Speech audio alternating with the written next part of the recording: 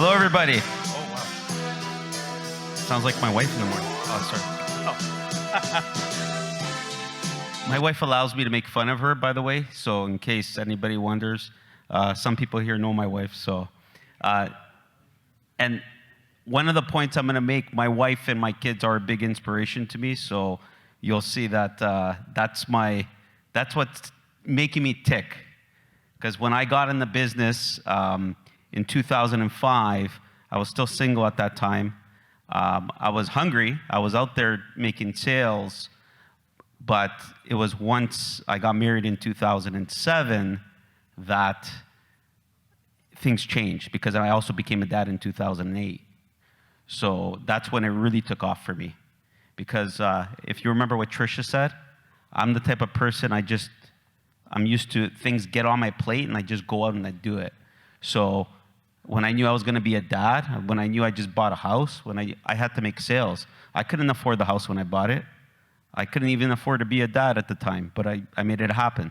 So my upbringing, just so you can know me a little bit from younger age, I came from an immigrant family that came from Greece in the 1970s.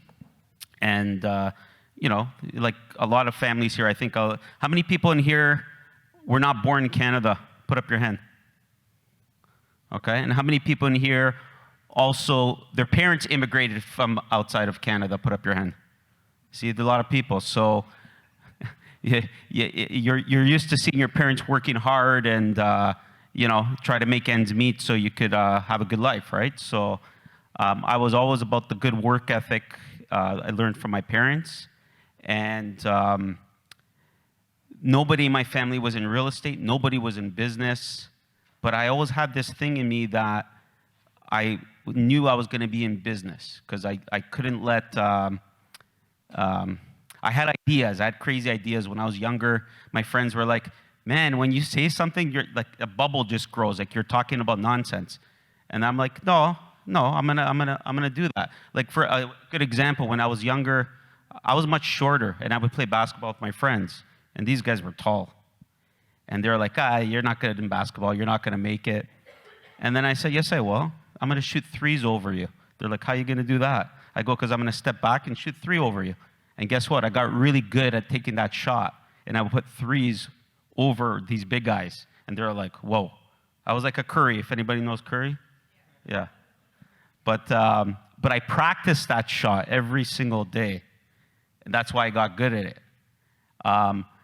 And then as I got older, then I was like, okay, I can't just shoot threes. I got to be more versatile and do a little bit more. So then I start working on my dribbling skills, and then I start working on my fadeaway shot. Then I started working on different things. So I'm relating this to real estate, because you got to be versatile at everything that you do, and you got to practice.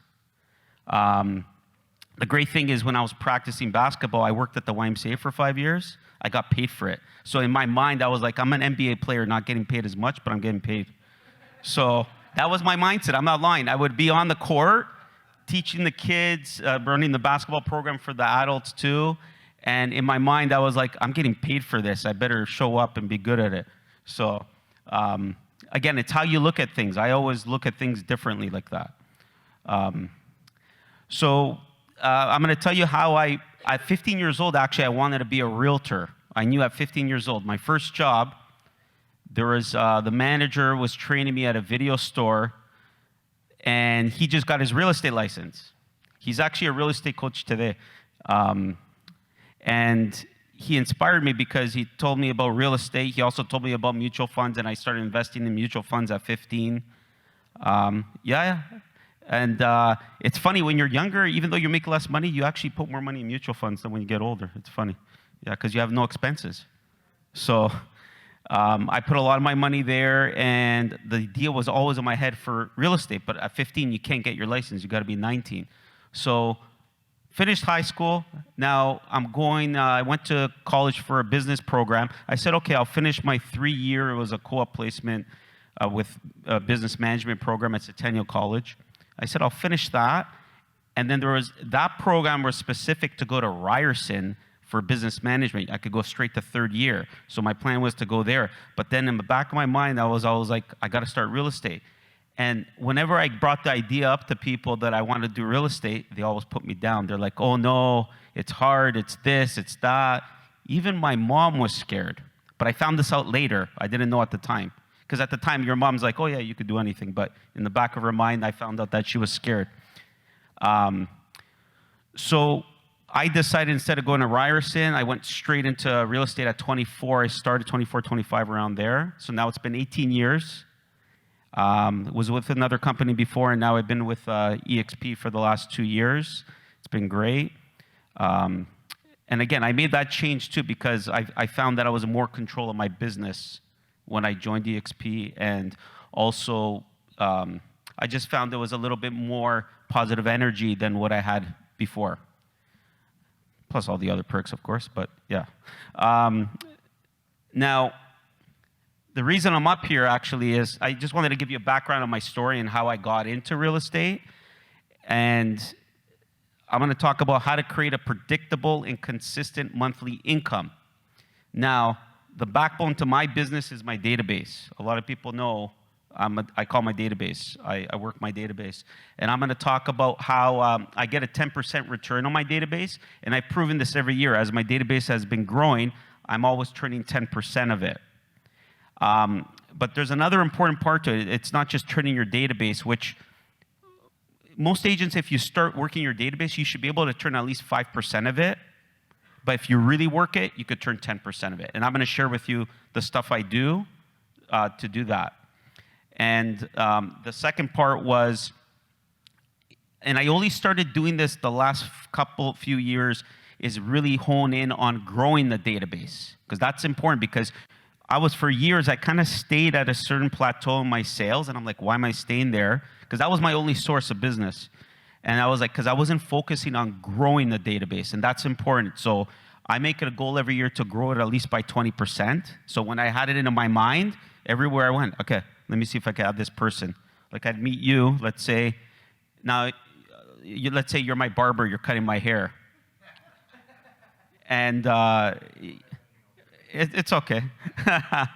So then, we have a good relationship, and I'm coming a couple times, and then I bring up real estate in the conversation. We talk about sports. And then I ask you, by the way, like, do you have a realtor that you use? And you might say, no, I don't. I go, can I be your advisor and call you every quarter and let you know what's happening in the market, and once in a while ask for a referral? You say yes? Great. What's your phone number? What's your email address? Boom, they're in my database. So that's how I was aware when I went to different, even my dry cleaners or your gardener, even the one that couldn't speak English, it doesn't matter. When I call them, I would talk the same way with them. You have people to refer, like you have to mirror people, right? Just because they can't speak English too. Some of those people give you more referrals than the people that can speak English. So you just have to relate to people. So I want everybody to listen very carefully because I'm going to talk about 5 steps in how I work my database. And I just want to know, with a show of hands in the room, raise your hands if you want a 10% return in your database. Okay, everybody? That's good. And remember, what I talk about, it's your database. This is the backbone to what you do in real estate, because if you're door knocking, online leads, social media, all this stuff, it's excellent. But if you don't have your backbone of your database, you're not gonna keep those clientele. You're not gonna get referrals. So you're always gonna be on that hamster wheel. You're gonna keep on needing leads all the time. You're gonna keep on buying your business. You're gonna, if you don't work your database properly. So also raise your hand if you want to grow your database by 20% every year. Everybody? Okay. So I got mostly everybody's attention. Who didn't put up their hand? Put up your hand. Because I saw some people not put up their hand. Okay. So the first step, write this down. And it's related to what also Trisha already said and John, is my why. I'm very present to my why. So this is important because John drilled it in your head, so did Trisha. Now I'm going to do it. Third's a charm, so I'm drilling in your head too. You need to get very clear on your why. And this is what drives you every day when you get out of bed. So the best way for me to do this is I'm going to read my why. This is what I read every day. So this was an exercise I did with John a few years back. And he's the one who inspired me on this because, you know, you write goals before over the years, you write goals, but then it was the first time I did it differently where John told me, write it as if you already have it. I go, what do you mean? He goes, so I wrote all my goals down, and then it was like, okay, now say it like you have it. And I'm like, what do you mean? So then he gave me a couple of examples, and now I'm going to read to you my why. Hold on.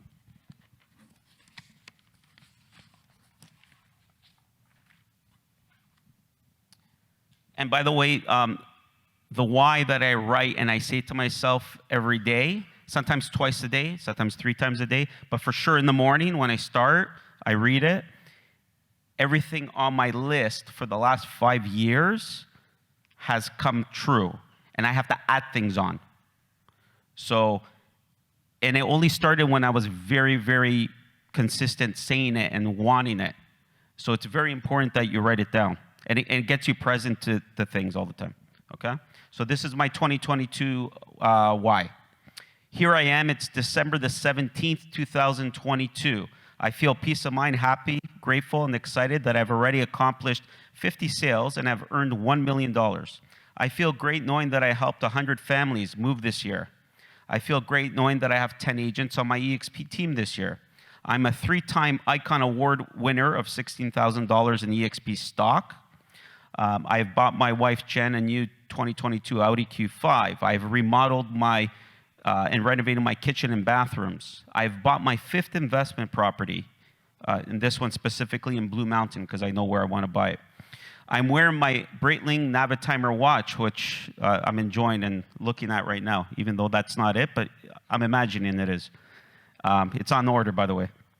And I'm going to stop there, too, because my wife's like, can't afford that. I go, no, I can't afford not to have it. I need to know what time it is. And she... I always have a comeback. I'm enjoying my golf trip with friends. I've always wanted to go away to play golf. Like I play golf here. Yeah, there, so we played golf before too.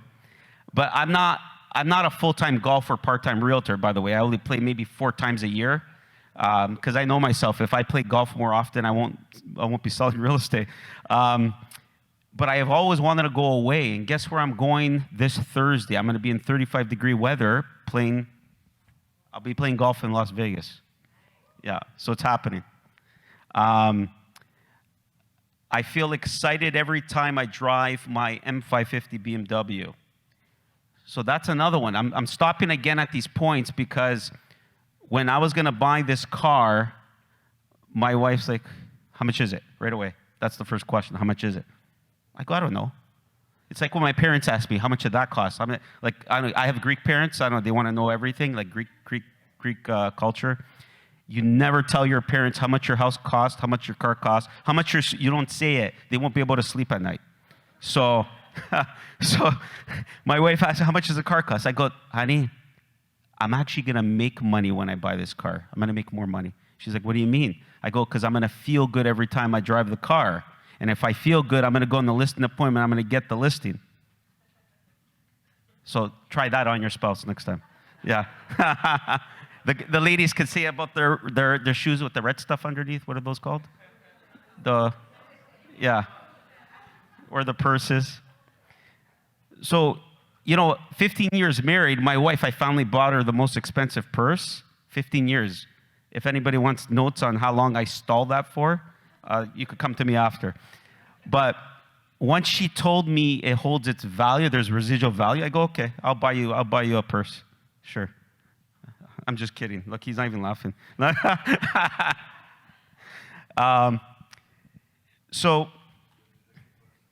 Sorry? Oh, I'm the lucky person. Yeah. Well, I was always big on real estate. I was telling my wife, yeah, we could buy all this stuff, but let's buy a couple investment properties first. And I pushed on that. So she's a teacher, very conservative. Everybody knows teachers as clients. There's probably even teachers in this room. Any teachers in the room? No? Okay. Because sometimes there's part-time realtors too. They're very conservative. So I owe it to my wife for how I am, because every time she said no, to me, in my mind, it meant yes. When she said yes, I'm like, oh, maybe I shouldn't do it. So she got to a point now where she doesn't say anything because she goes, I'm going to win. So, because when it comes to real estate, like, this is what I do. So I came home one day and I said, we're buying a condo as an investment. And she's like, we can't afford it. I go, we can't afford not to. We need it. We need to get properties for our kids because I have a 14-year-old and a 12-year-old, 2 girls. I go, we got to buy them real estate now because they're not going to be able to afford it the way prices are going up. So then she goes, okay. But she didn't want to do it. A year later, she goes, you should have bought 2 because they went up so much in value. So then since she said that to me, a year later, when she goes, you should have bought 2, I came home that week, I go, we're buying a house, like an investment. And then she goes, what do you mean we can't afford it? I go, no, don't worry. I'm gonna make it work. I'll work and I'll make more sales. And then she didn't see that house until a day before it closed, and it was in Toronto. I grew up in Toronto. She didn't. We drove to the house. First of all, the area, she was scared to drive in that area. Because if you're not from Toronto, you're not used to it. It's like even in Hamilton, right? You go in Hamilton, certain part, you get scared sometimes, but you're like, no, it's a good area. So we drive there. She actually started crying. She was scared. She goes, what did you do? The neighbor's garage door, the glass, was broken. So when she saw that, she thought she was in the hood. So I go, no, don't worry, it's a decent area. We walk in the house. The house was a disaster. I knew that because I got it for a good price. I knew I had to do work. It was a disaster inside. She goes, what did you do? And I said, don't worry. I had so many contractors. I'm going to get them in about a month and a half. I'll fix it, and then I'll rent it out. And guess what? And she goes, how are you going to do that? You're so busy with work. I go, I'll make it happen. So for me, what drives me was I had to prove my wife wrong. You know how that is, right? Yeah. No. But in a good way, in a good way. I had to prove her wrong, but that's what pushed me to go, I have to make sure. In a month and a half, I got that whole place renovated. I had at that time, the most sales ever in my career. Why do you think? Anybody take a guess? Put up your hand. Well, I had to. Like I spent $50,000 in rentals. I just put down payment on a new place. I had to, and on top of it, because I got it at a good price, I renovated it at a good price, and I actually came out with a positive cash flow. At that time, you couldn't find a property in Toronto positive cash flow, so it still gives me positive cash flow today. Yeah, and I still have the same family renting it on the main floor and upstairs, and yeah, basement. I just got somebody new, but it's work. Like what Trisha was saying, you just have to say, I'm going to do it. Like this year, I have so many things on my why here. I might as well get my 5th investment property. I can't afford it. That's why I'm going to push my sales to make it happen. So if there's John always says this, if you have a strong enough why, you'll figure out the how, right? So. Okay, now let me read the rest of it. I'm grateful for my family. I'm grateful for my assistant. I feel great collecting passive income, which equals time freedom with my family. I feel great knowing that I'm a listing agent, that I have more control of my time. I bring value and people cannot wait to hear from me. I beat the sun. I got up before the cameraman. I exercise every day and I feel alive, excited, unstoppable, and full of energy. I'm a great husband. I'm a great father. I'm a leader. I am winning. So this is what I have. Thank you. This is what I have on my screensaver on my desk. So when I start my prospecting in the morning, I see this. I have to read it. I even have it on my checklist. Did I read my why? Take a note of this, what I'm just said right now. That's so important. You know how many times you start your day, you're a little flustered? The checklist, having it in my checklist in the beginning of the day reminds me to go read it. And then I feel good right after I read it. So you got to make it sure it's in your morning routine. Have a morning routine, and it's good to have a checklist because our mind, sometimes we have too many things on our minds, right? So make it simple, right? Okay.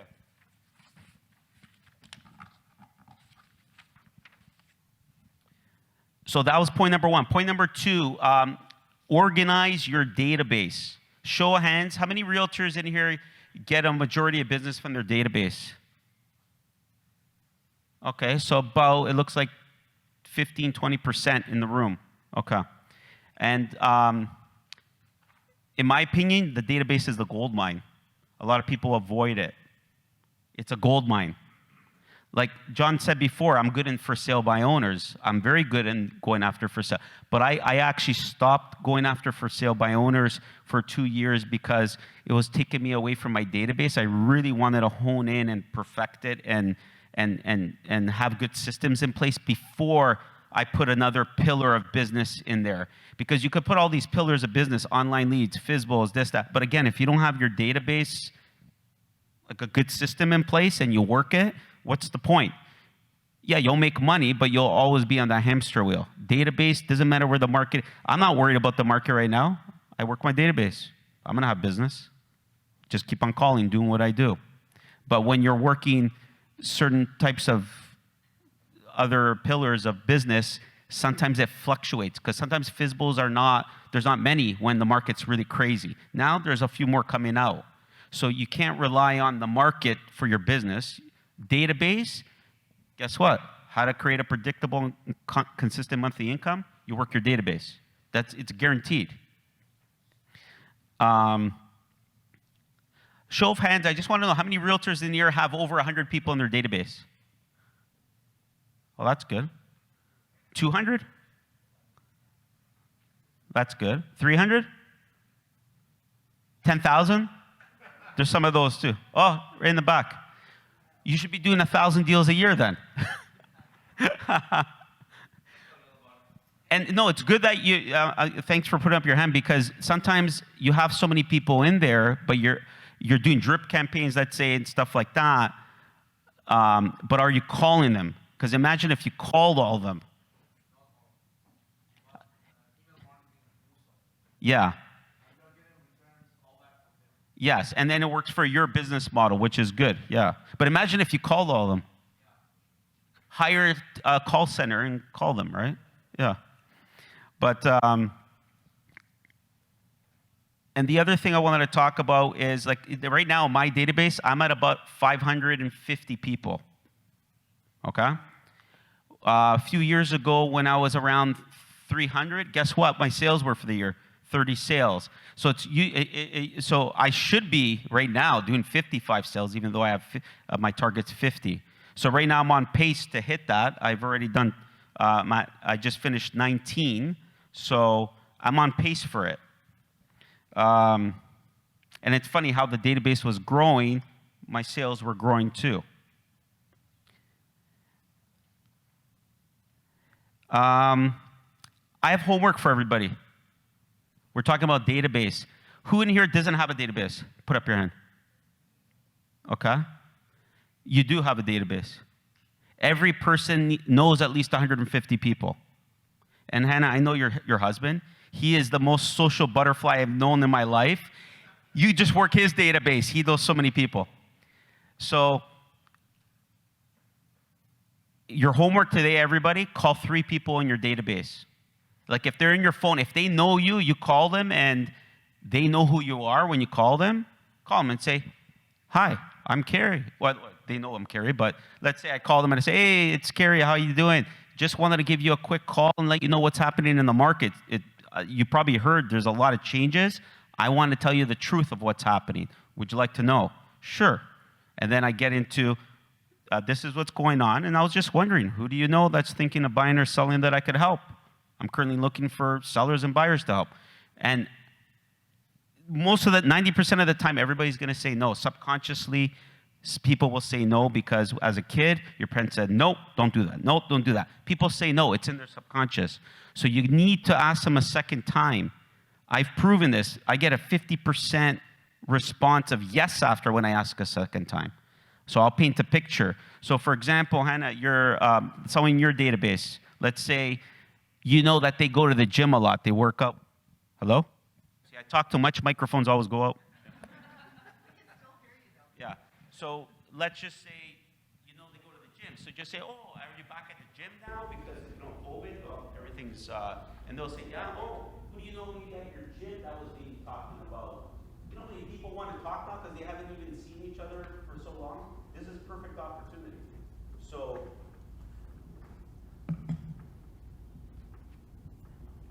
this is a perfect opportunity for you to just call and say, who do you know that's thinking in your, and when you say that, hello?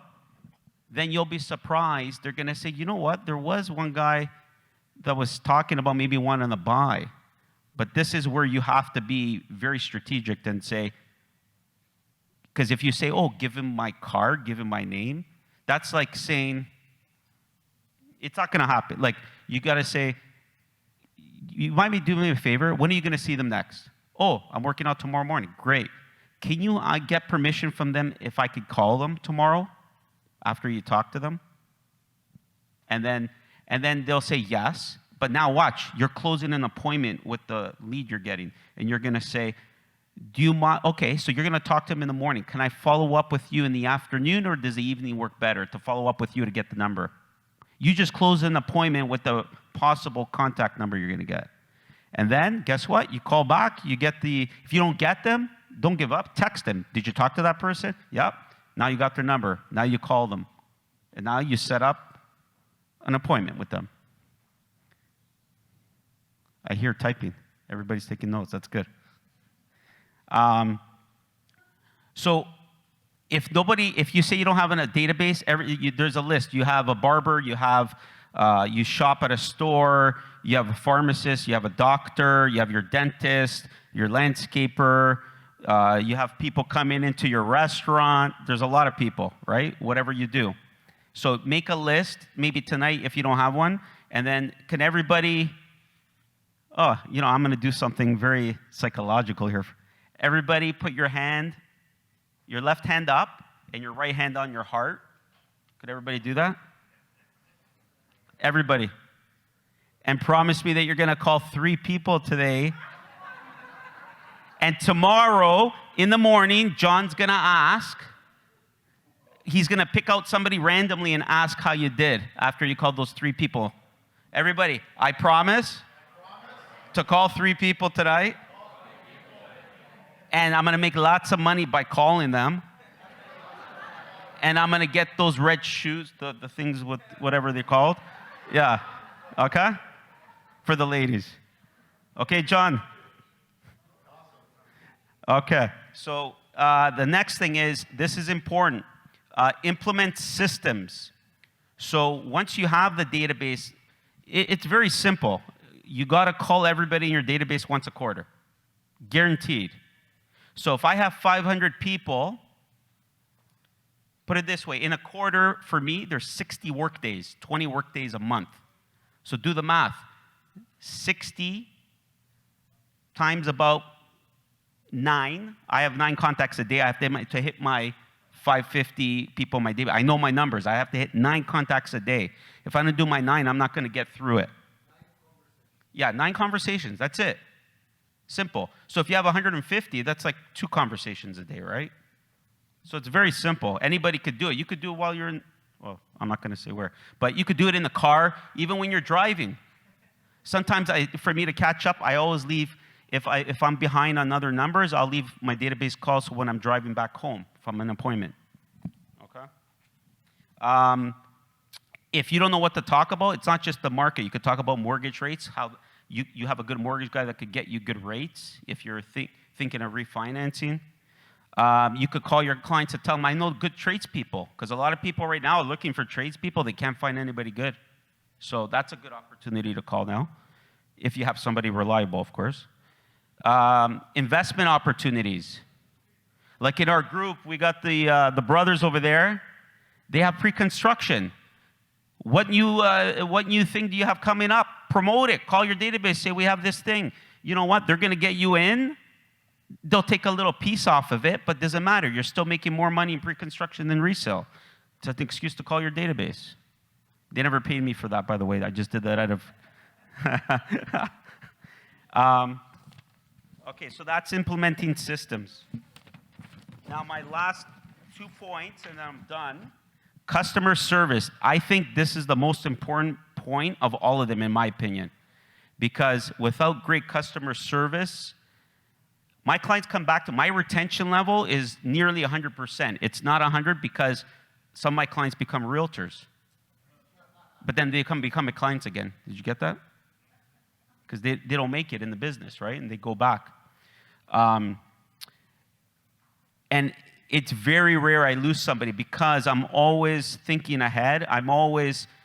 They see me more after the sale than before the sale. I communicate even more. That's so important. So take a note of that.